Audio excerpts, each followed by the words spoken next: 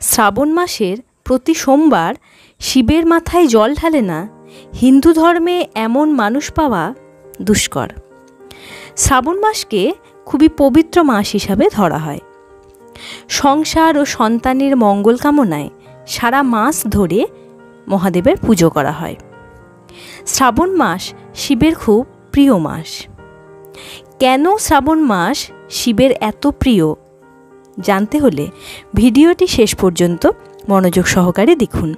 আর আপনি যদি আমার চ্যানেলে নতুন হন তাহলে চ্যানেলটিকে সাবস্ক্রাইব করে পাশে থাকবেন। সমুদ্র মন্থন আমাদের পুরাণের একটি অতি উল্লেখযোগ্য ঘটনা। কথিত আছে এই সমুদ্র মন্থন নাকি শ্রাবণ মাসে হয়েছিল। সমুদ্র মন্থনের ফলে যে হলাহল বিষ উঠেছিল, এই সমগ্র জগৎ সংসারকে রক্ষা করতে মহাদেব তা পান করেছিলেন। এই কালকূট বিষ পান করার ফলে মহাদেবের কণ্ঠ তথা সারা শরীর বিষের প্রভাবে নীল হয়ে যায়। তাই মহাদেবকে আমরা নীলকণ্ঠ বলে থাকি। আবার অন্য পৌরাণিক তথ্য অনুসারে মনে করা হয় এই শ্রাবণ মাসে মহাদেব মর্তে আসেন তার শ্বশুর বাড়িতে।